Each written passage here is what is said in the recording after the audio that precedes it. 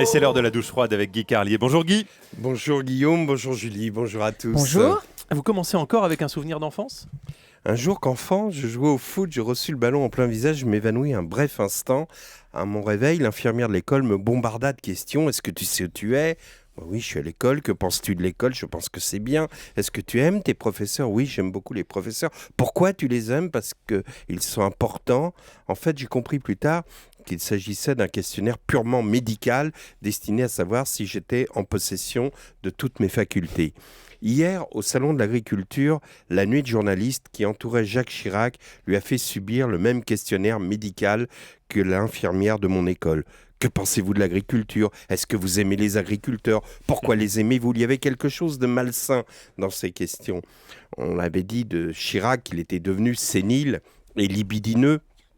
Alors, ils espéraient que l'ancien président demande, par exemple, à un taureau de concours s'il bandait encore, ou qu'il commence à expliquer à une Charolaise sa défense sur les emplois fictifs de la mairie de Paris. Mais Chirac ne leur offrit pas ce plaisir. Accroché à l'épaule de Bruno Le Maire, le ministre de l'Agriculture, il répondit des banalités et on sentit les journalistes déçus. Le soir même, le ministre de l'Agriculture, justement, Bruno Le Maire, était l'invité du grand journal de Canal+, en compagnie de Pierre Priolet, agriculteur en colère qui demanda au ministre comment peut-on accepter qu'un homme qui travaille 16 heures par jour perçoive un revenu égal au RSA. Il expliqua au ministre le désespoir des agriculteurs, 400 suicides l'an dernier, un par jour, 3 fois plus que dans le reste de la population. Le ministre répondit ce que répond un ministre dans ces cas-là, qu'il était conscient du problème, qu'il allait créer des observatoires, que l'avenir de l'agriculture française passait par des produits de qualité et qu'il allait surveiller de plus près les marges de la grande distribution. Bref, Monsieur le maire noyait le poisson lorsque soudain, Ariane Massenet lui proposa de répondre à un petit quiz à son air mutin. On s'attendait à un petit jeu un peu futile. Ce fut un jeu de massacre.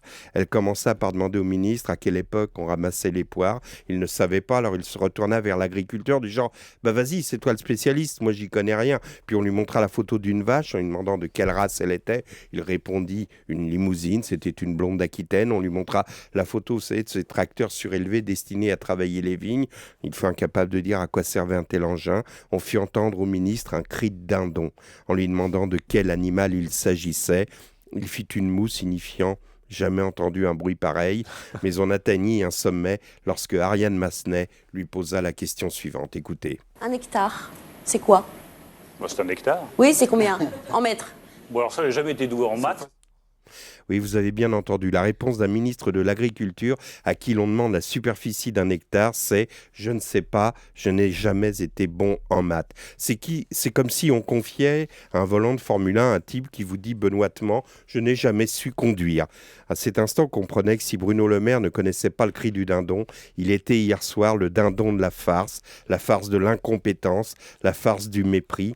Alors, monsieur le maire, qui ne savait pas reconnaître le cri d'un dindon, qui ne savait pas l'époque des récoltes, qui ne reconnaissait pas les tracteurs, qui ignorait à quoi correspond un hectare, il ne vous reste qu'un poste au ministère. À l'entrée, vous verrez, on vous mettra autour du cou une jolie chaîne et vous annoncerez les visiteurs.